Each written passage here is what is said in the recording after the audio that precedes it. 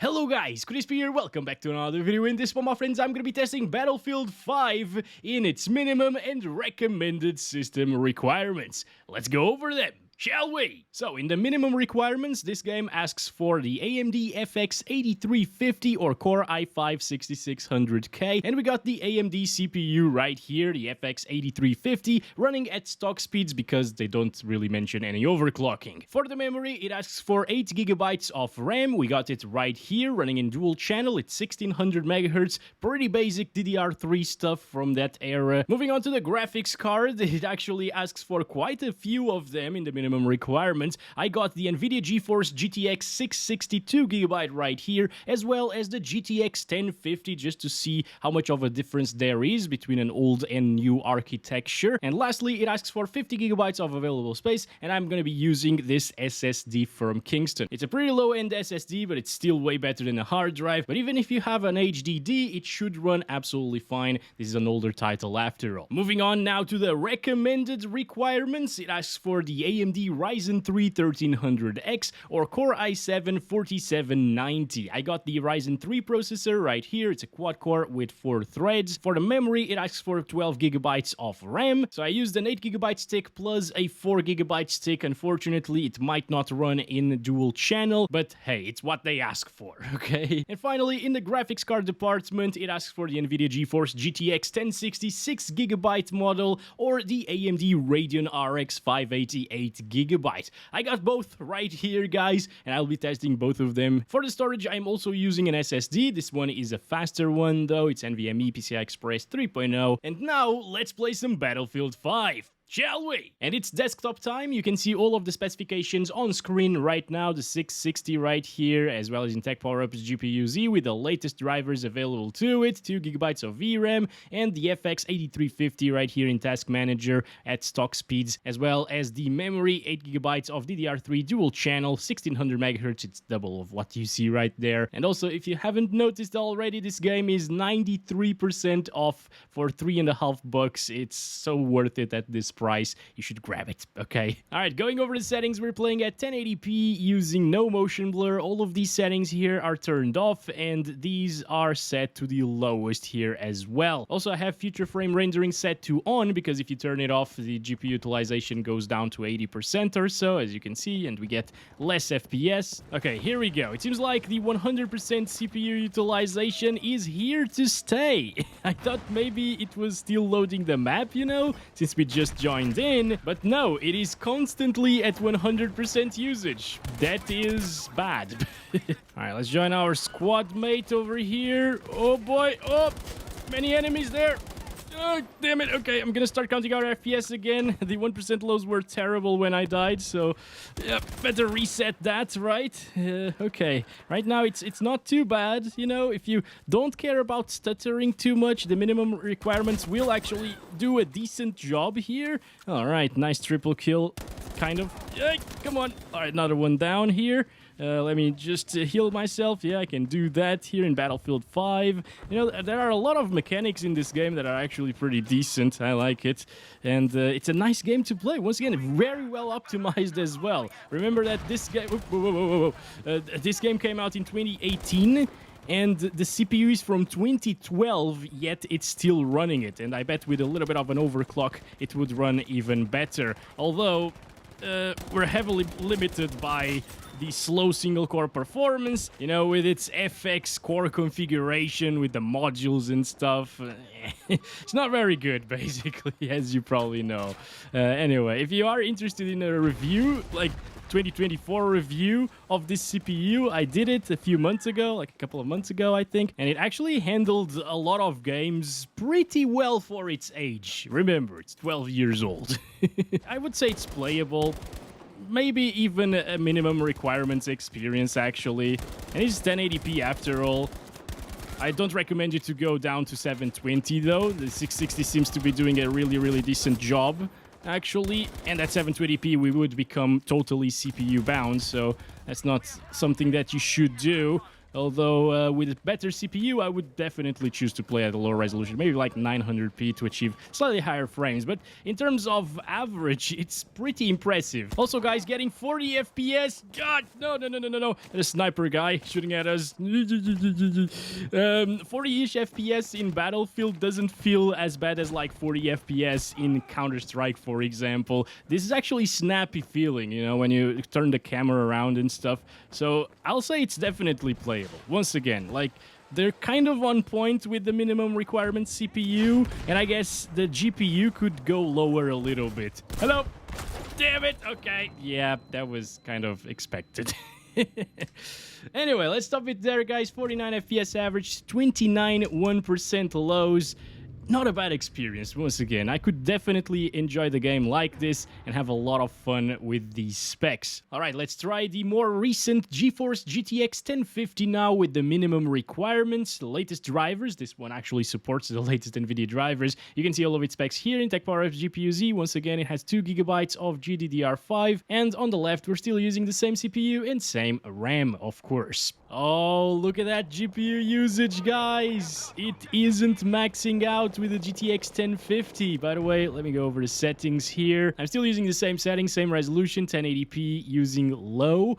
And yeah, this time we're gonna see 100% CPU usage all of the time because it's actually a bottleneck all of the time for the little GTX 1050. The 1050 is a bit faster, around like 30% faster than the GTX 660. And well, yeah, this becomes quite a bit more of a stuttery mess, I would say, since the CPU is always pegged at 100% usage. Obviously, if you go play on like a 16 versus 16 or 8v8 map, for example, or server, it will go a lot better because the CPU won't be as overwhelmed as it is right now. But yeah, in big servers with big maps, this is what you can expect, guys. Unfortunately, it's not really as playable as the GTX 660, even though the GPU is a bit faster over here. That's pretty interesting, right? Now, there is one thing that you can do in case you have a massive CPU bottleneck and you have a lot of performance issues and stuttering issues. I'd like to... yeah. We lost. I guess we already have some kind of results to compare against the 660. 1050 is definitely way faster. And as I was saying, there is something that you can actually do to make things smoother when you are fully CPU bound, and that is locking the FPS. I guess that's why they list the little FX 8350 in the minimum what the hell? I couldn't see the guy. In the minimum requirements, because maybe they were aiming for a 30 FPS locked experience, you know, although right now it's getting higher than that, but this map I guess a little bit less intensive, at least here out in the open. So I'm gonna lock it to 30 frames per second using RivaTuner Statistics Server. If this is not working for you, by the way, you gotta update the program to the latest version, okay? It wasn't working for me previously.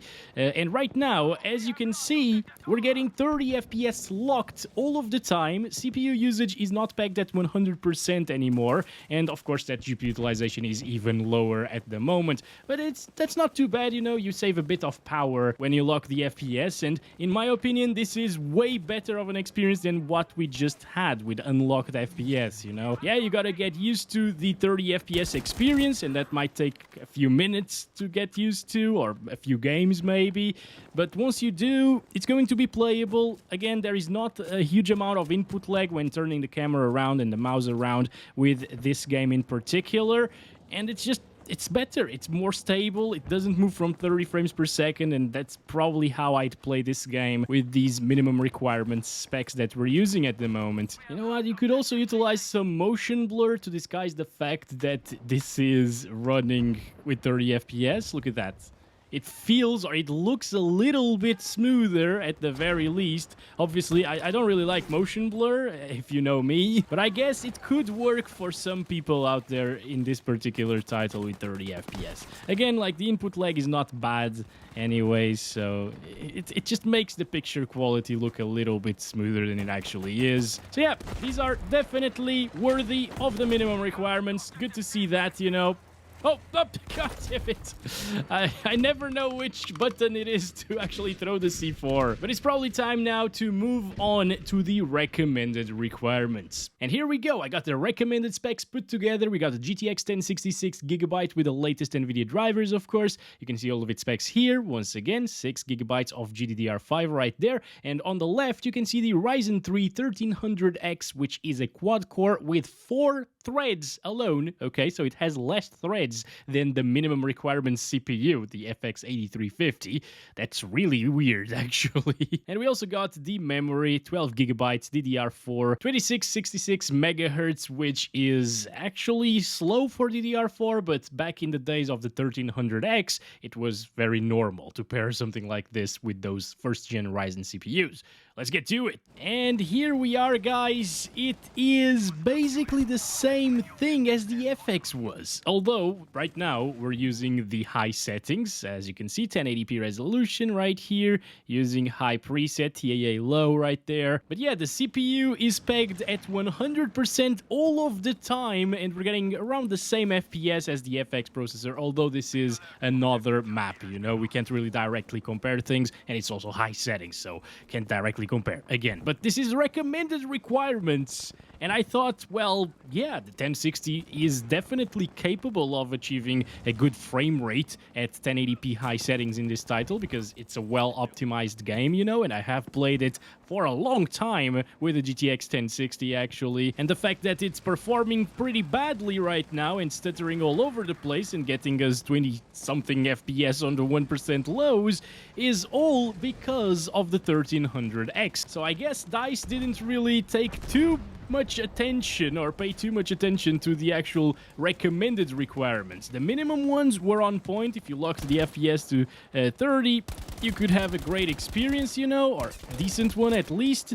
Definitely playable, right? But here with the recommended requirements, we can't even get those 60 FPS locked, you know, although the 1060 would be capable of achieving much higher frames than what we're getting. I mean, the thing is 50% utilized, 39% utilized sometimes, so it has a lot in the tank to give, but it just can't, unfortunately. Oh boy, oh boy, oh boy. No, no, no, no, no, no, no. Okay, okay. My God, what did I do? All right, buddy, thank you very much. Thank you very much. All right, where's the bastard? There he is. He's dead. I'm gonna respawn you or revive you, actually. So I guess, guys, with this kind of terrible and unfortunate experience coming from the recommended requirements of this game, we should probably move on and try the Intel platform instead, because that has a quad-core with 8 threads, the i7-4790, you know? And I have tested this game a lot back in the days with a similar CPU to that one, a 4th-gen 4-core 8-threaded processor, and it was buttery smooth. DICE should definitely revise the recommended requirements in this game. This is kind of terrible, right? How can they recommend something like this? It's stuttering all over the place. All right, so for the Intel platform, unfortunately, I don't have the exact i7, the 4790 that they ask for, but I do have the i7-4770K, which is basically the 4790 with 100 MHz slower clock speeds and the ability of overclocking, of course. But as usual in these requirements videos, I am not going to overclock the CPU. On the memory, it asks for 12 gigabytes. Of course, we got that over here, DDR3. 3 sticks of 4 gigabytes each at 1600 megahertz this time around. I couldn't really make it work with an 8 gigabyte stick plus a 4 gigabyte stick in this motherboard. It just wasn't having it at all. But it will still run in single channel, just like other 12 gigabyte configurations, as long as the game utilizes more than 8 gigabytes of RAM. And well, now we're in the desktop. The PC is put together. We got GTX 1066 gigabytes with the latest drivers. You can see it in Tech Power Up's GPU Z again. And on the left, we got the i7-4770K at stock speeds and with those 4 cores and 8 threads. Finally, memory tab, 12 gigabytes of DDR3, 1600 MHz, 3 of 4. Let's get into it. This time around, still at 1080p resolution. It's basically the same thing, okay? High settings over here. All right, this is a different map once again, guys, and we're getting a much smoother experience right now. Look at that, 60 FPS. It still has some stuttering issues, and the CPU is still maxed out all of the time in a server with 64 players. Well, close to it at the moment. Let's start counting our FPS as well. Was there a guy there? Yeah, he just died. Okay. All right, now the CPU utilization connection went down slightly since we've been playing for a minute or so. So it loaded in pretty much everything that there was to load, and it is at 90% basically instead of 100% or 99% all of the time. It's also a lot smoother this time around. Look at that frame time graph, no stuttering issues. Yeah, they should have asked for the Ryzen 5 1400, not the Ryzen 3 1300X as a recommended CPU requirement in this game, guys. Yeah, that Ryzen 5 1400 should be very, very similar to the 4770K over here at stock speeds, and it also has DDR4 RAM, so that's a little bit of a benefit as well. But yeah, it should perform similarly to this one, I think. Oh boy, they're pushing us over there. Oh, it's over. Alright, so I just joined the first map that we played here today, guys. Oh, Twisted Steel. No, stop, you bastard. Stop, you bastard. No, let's go this way. Let's go this way. Okay. It's getting like 60s right here. God damn it. Oh, boy. That was an enemy. By the way, this one is full 32 versus 30 right now. When I joined, it was actually 32 versus 32, but yeah, a couple of people dropped out of the server. But let's go. Here we have it. CPU usage isn't maxed out anymore, although sometimes that will happen, unfortunately. You know what? It is playable. It delivers a decent experience. Some stuttering is going to happen inevitably, especially because of the full CPU utilization, right? But the thing is, guys, maybe they should have asked for a 6-core CPU. You know, quad cores with 8 threads aren't really having a great time in this one. Quad cores with 4 threads are terrible, of course, as we saw previously. Yeah, I mean, I wouldn't call this a recommended system requirement system since the CPU is always maxed out, right? I like to have a little bit of headroom, although it is very playable, though, as you can see. Come on. Go on. There we go. Beautiful. That took me a while still. Oh my god. And I died with it. God damn it. I didn't know that it exploded twice. Come on. Also, if you lock it to 60 FPS, you're gonna have that smooth experience, really nice one, while having the CPU at like 70% usage instead of 90% or whatever. So it will be a more stable experience. That's exactly what I would do. It seems like they made the requirements with FPS locks in mind, actually, right? But I think that's enough of the GTX 1060 with the recommended requirements, and we should move on to the RX 588 Gigabyte. Maybe it's going to perform a little bit better because of the driver overhead.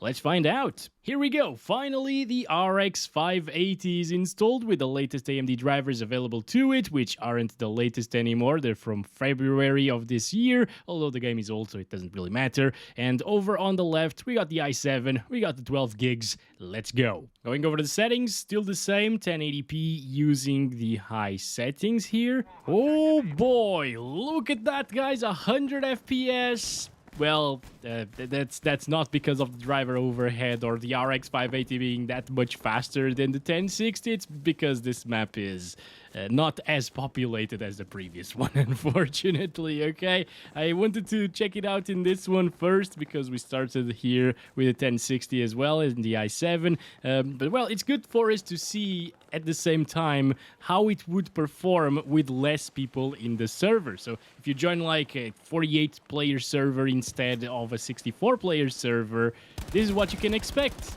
90 frames per second, 100 frames per second at times, really smooth experience, the odd stutter here and there still since CPU usage is still quite high, but it works absolutely fine, although we can't really directly compare it to the GTX 1060. Come on, I ran out of C4s, dude. Come on, let's go. Oh my god, seriously? Why do you only have 2 C4s on you? In the other battlefields, it would be 3, right? Ugh. Anyway, this server doesn't seem to be getting more players in, so I'm gonna join another one with more people. Alright, look at that, guys. This is Wake Island, full server, and let's start counting our FPS. Still getting 90s and 100s. That's pretty impressive. Alright. Maybe the overhead is real, after all. Alright, let's try to find an area with more action and more people in it. 70s here, okay. Oh, whoa, whoa, whoa, whoa. Oh, that was so close. Wait, wait, wait. Hello. God damn it. They're everywhere here. There's a guy over there. All right, I got him. Nice stuff. Actually, can I grab his boat and get out of here? Okay. All right, vehicle hit. Well, that was a good hit, actually. And I think he just exploded.